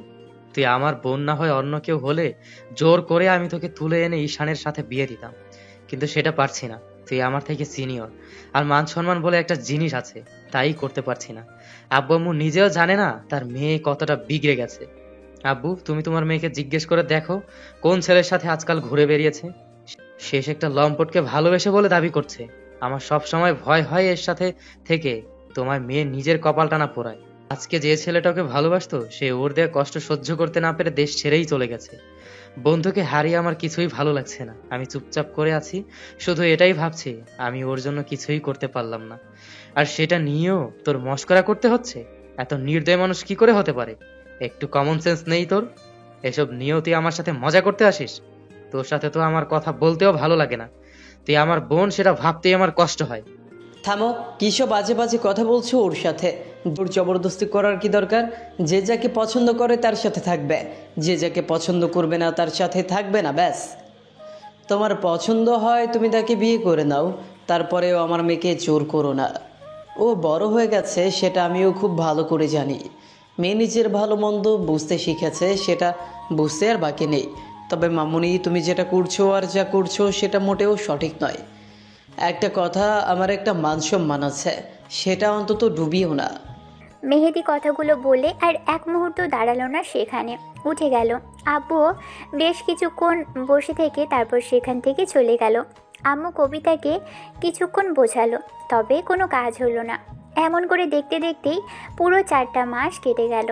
এরই মাঝখানে মেহেদি প্রথম দিকে কবিতার উপর রাগ করে থাকলেও পরবর্তীতে ওই ছেলেটার সম্পর্কে খোঁজ খবর নিয়ে জানতে পেরেছে ছেলেটার কাজই হচ্ছে মেয়েদের সাথে ফ্লার্ট করে তার থেকে টাকা পয়সা খাওয়া। কবিতার থেকেও ছেলেটা 2-3 লক্ষ টাকা নিয়েছে। সবটা জানার পর মেহেদি ছেলেটাকে মারার জন্য উদ্যত হলে তখন ওদের বাকি ফ্রেন্ডরা বলেছে ছেলেটাকে এখান থেকে ভয় দেখিয়ে তাড়াতে হবে। তাই ওরা একটা প্ল্যানিং করেছে, একটা মেয়ের মাধ্যমে ছেলেটাকে ট্রাপে ফেলে ছেলেটাকে এখান থেকে তাড়ানোর চেষ্টা করে, কিন্তু প্ল্যানটাই কাজ হলো না। এরই মাঝে কবিতাও ওর আব্বু আম্মুকে বলেছে ছেলেটাকে বিয়ে করবে। কবিতার আম্মু আব্বুও সবটা মেনে নেয়। মেহেদি অবাক হয়েছিল, আব্বু আম্মুকে জিজ্ঞেস করেছিল, আব্বু আম্মু সবটা এত সহজ কি করে অমন একটা ছেলের সাথে তোমাদের মেয়েকে বিয়ে দিবে? আমি তো সেটাই বুঝতে পারছি না। দেখো আব্বু, যে যার সাথে ভালো থাকবে তার সাথেই তাকে থাকতে দেওয়া উচিত। তোমার বোন বড় হয়েছে, তাই নিজের লাইফের সিদ্ধান্ত সে নিজে নিতে শিখেছে। তাছাড়া কোনো অঘটন ঘটানোর আগে বিয়েটা দিয়ে দেওয়া ভালো, অন্তত সম্মানটা বাঁচবে। একদিকে মেহেদির সম্পর্কে টানাপোড়েন চলছিল, তাই এর বিষয়টা নিয়ে তেমন মাথা ঘামায়নি। নীলার বাসা থেকে ওকে বিয়ের জন্য বেশ চাপ দিয়েছিল। মেয়েটা পারছিল না বারবার নিজের বিয়েটা ভেঙে দিতে। মেহেদিরও কেমন জানি দিশেহারা লাগছিল।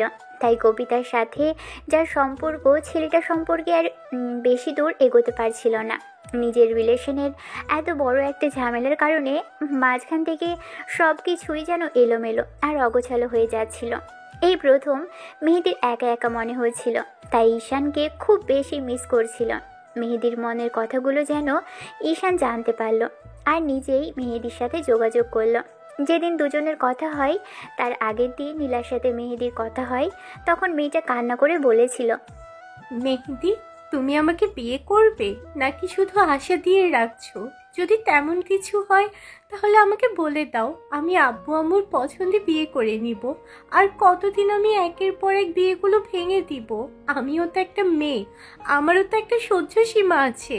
আমি পারছি না ওদের সাথে বারবার কথা কাটাকাটি করতে। ওরা জানতে চাইছে কেন আমি বিয়েটা করতে চাই না। আর তুমিও ওদের সাথে কথা বলছো না। তুমি বলেছিলে আব্বু আম্মুর সাথে কথা বলবে, কিন্তু এতদিন হয়ে গেল কিছুই বললে না। আমি কি করব বলো? জান, আমাকে একটু সময় দাও। আমি আব্বু আম্মুকে জানাচ্ছি বিষয়টা। আমি বুঝতে পারছি কি করে ওদের বলবো। একে আপুর বিয়ে ঠিক হচ্ছে, ওই ছেলেটা সম্পর্কে কিছু জানার পর মনে হচ্ছে আমার আপু নিজেকে আগুনের মধ্যে ঢেলে দিয়েছে। আর তার উপর তুমি এমন কথা বলছো, আমার নিজেকে দিশাহারা মনে হচ্ছে। এই প্রথম আমার বন্ধুকে আমি খুব বেশি মিস করছি। ও থাকলে কিছু একটা নিশ্চয়ই করতো।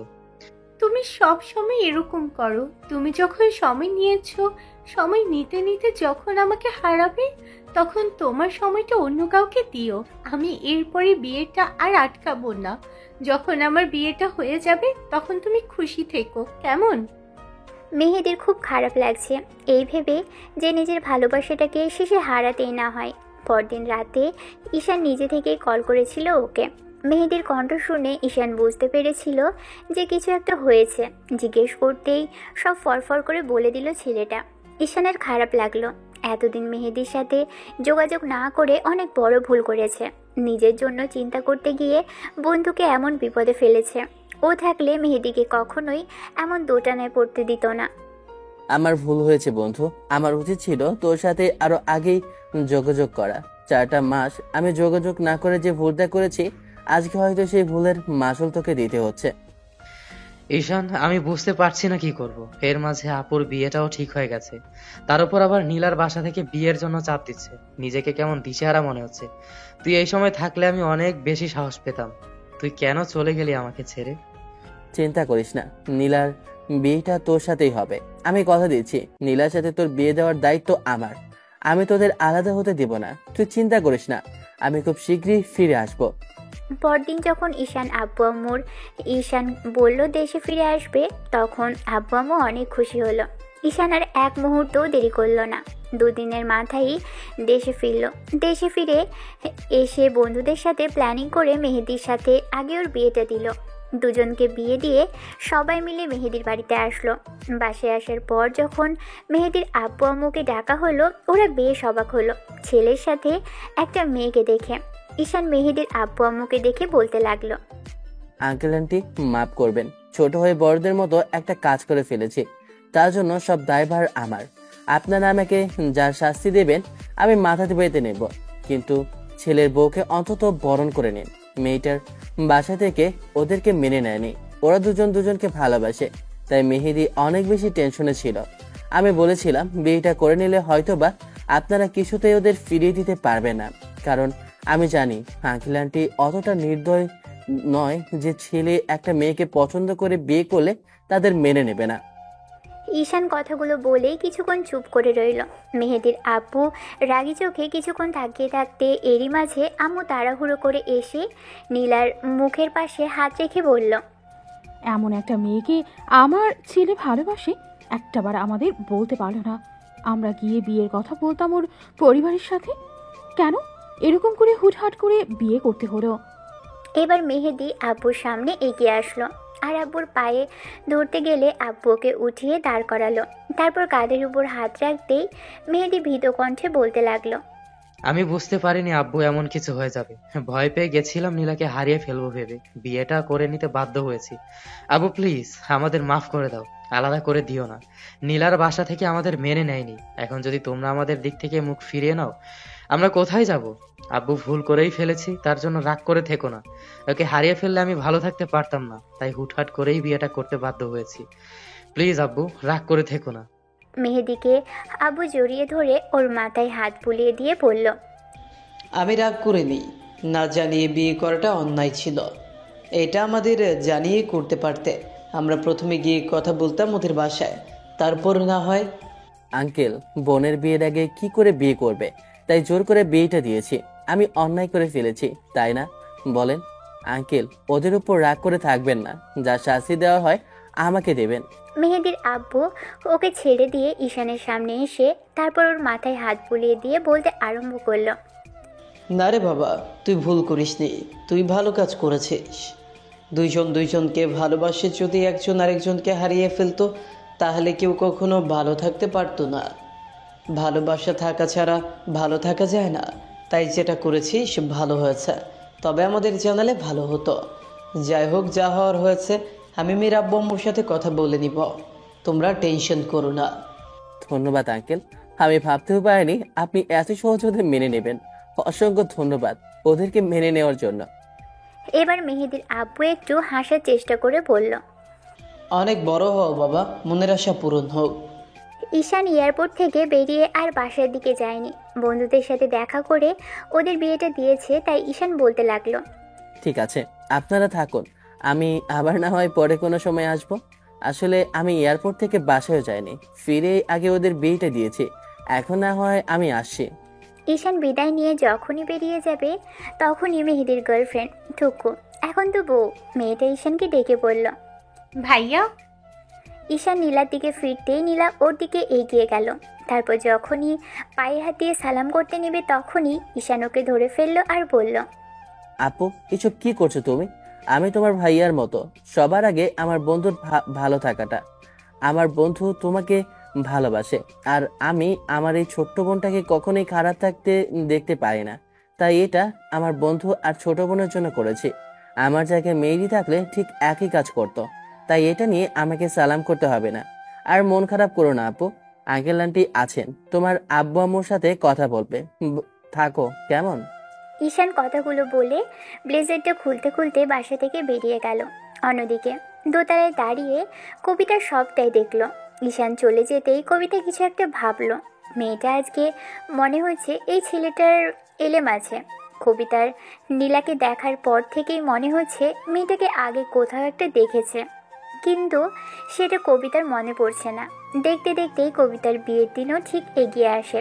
তারপর যখন বিয়ের সময় হয়ে আসলো তখন মেহেদি ওর সব বন্ধুকে ইনভাইট করলেও ঈশানকে ইনভাইট করলো না। মেহেদির এমন অদ্ভুত কর্মকাণ্ডে সবাই এত বেশি অবাক হয়েছে, শেষে কিনা বেস্ট ফ্রেন্ডকে বোনের বিয়েতে ইনভাইট করলো না। বাকি বন্ধুরা এসব মেহেদির কাছে জানতে চাইলে তখন মেহেদি বলেছিল, আমার বন্ধু এগুলো চোখের সামনে সহ্য করতে পারবে না রে, তাই আমি ওকে ইনভাইট করিনি। তোরা আমাকে স্বার্থপর মনে করতে পারিস, কিন্তু আমার বন্ধুর চোখের পানিটা আমি দেখতে পারবো না। আমি চাইনি চোখের সামনে ঈশান নিজের ভালোবাসার মানুষটাকে অন্য কারো হয়ে যেতে দেখো। কবিতার বিয়ে তোড়জোড়টা পুরো দমেই চলছিল, কিন্তু মেহেদির মাথায় চলছিল অন্য কিছু। মেহেদি সবসময় ভাবছে এমন একটা ছেলের সাথে ওর বোন কিভাবে ভালো থাকবে। এত প্রমাণ আর এত কিছু জোগাড় করার পরেও কি বিয়েটা কোনোভাবে আটকাতে পারবে না? কথাগুলো ভাবতেই ঈশানের জন্য মেহেদির খারাপ লাগা কাজ করলো। বিয়ের সময় যতটা এগিয়ে আসছিল মেহেদি তত বেশি যেন ঈশানকে মিস করছিল। আজকে যদি ঈশানের সাথে ওর বোনের বিয়ে হতো তাহলে সবচেয়ে বেশি খুশি মেহেদি হতো। কবিতার বিয়ের দিন সকাল থেকে সব কিছু ভালোই চলছিল। বর আসার সময় হয়ে এসেছে, কিন্তু বরের আসার কোনো নামগন্ধ নেই। কবিতার আব্বু এরই মাঝে ওদের সাথে যোগাযোগ করার চেষ্টা করলো, কিন্তু পারছিল না। তখনই ওনার মোবাইলে একটা SMS আসলো। SMS-টা ওপেন করতে কবিতার আব্বু যেটা দেখলো সেটা দেখার পর কবিতার আব্বু কিছুক্ষণের জন্য স্তব্ধ হয়ে গিয়েছিল।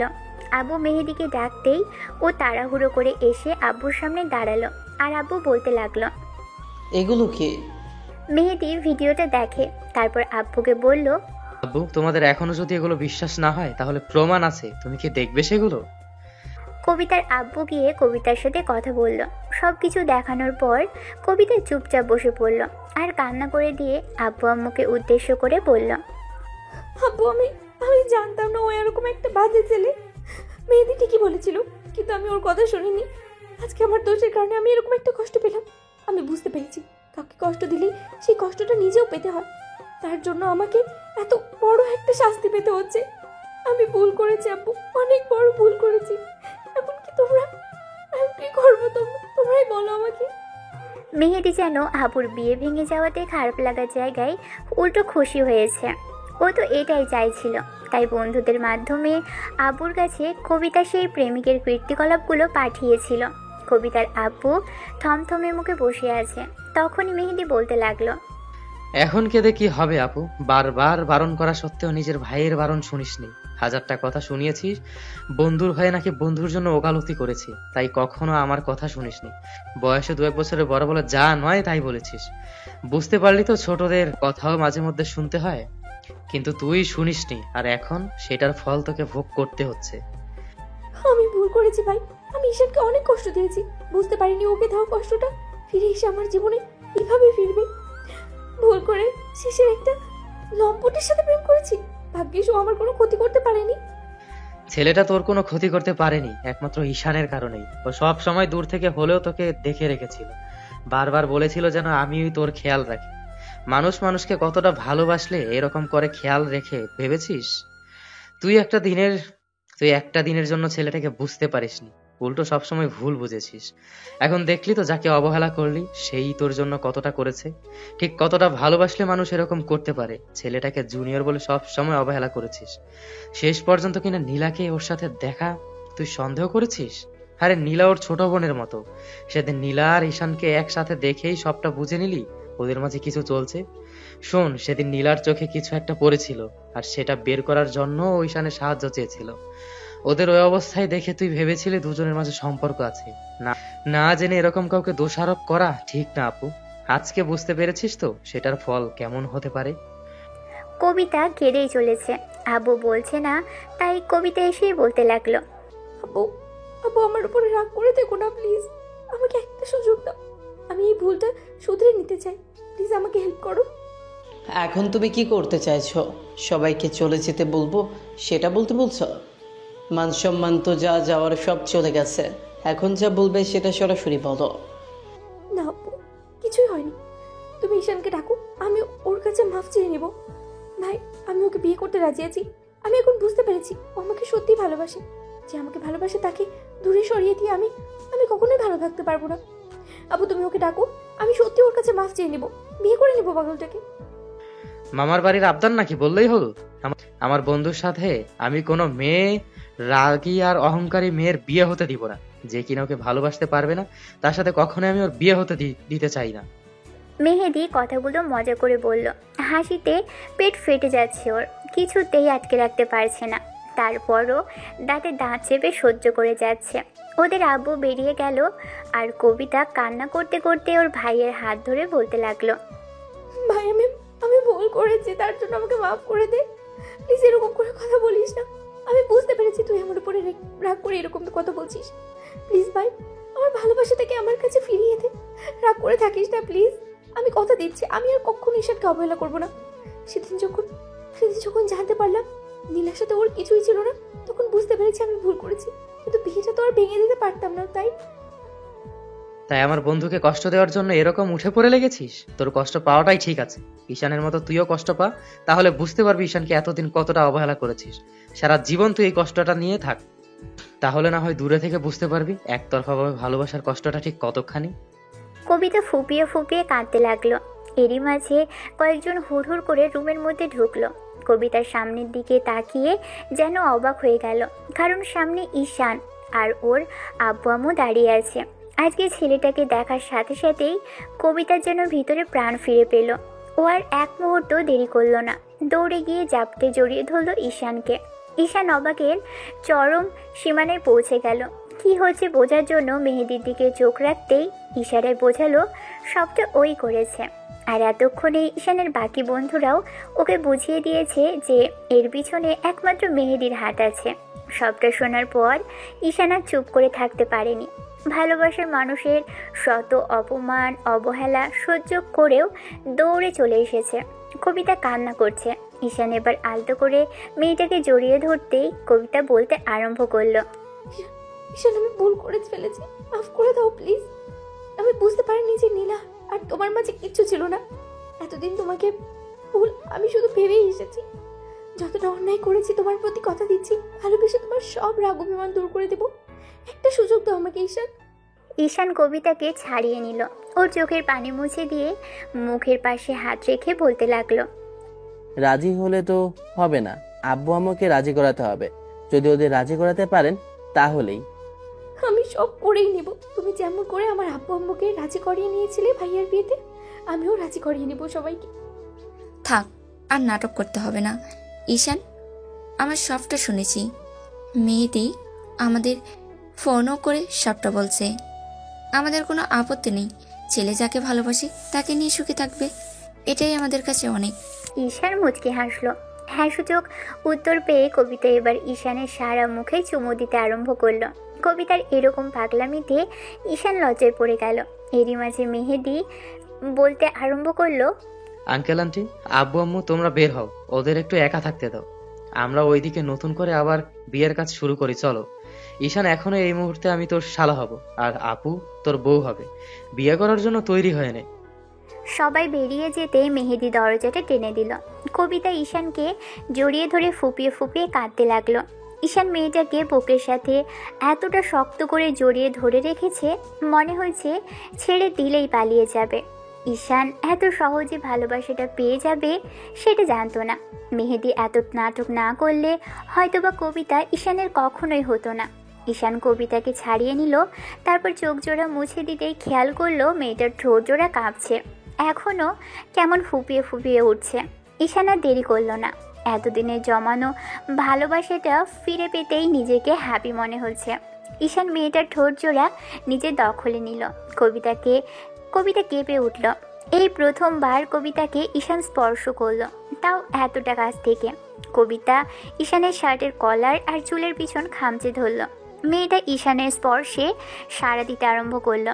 ঈশান একাতে ওর কোমর জড়িয়ে ধরে নিজের সাথে মিশিয়ে নিল। বিয়েতে আপনাদের সবার দাওয়াত রইল। দেখা হচ্ছে পরবর্তী কোনো গল্পে। ততদিন পর্যন্ত সুস্থ থাকবেন, ভালো থাকবেন, আমাদের সাথেই থাকবেন, আর ওদের জন্য দোয়া করবেন। পরবর্তী গল্পের জন্য অপেক্ষা করুন। ধন্যবাদ। আল্লাহ হাফেজ।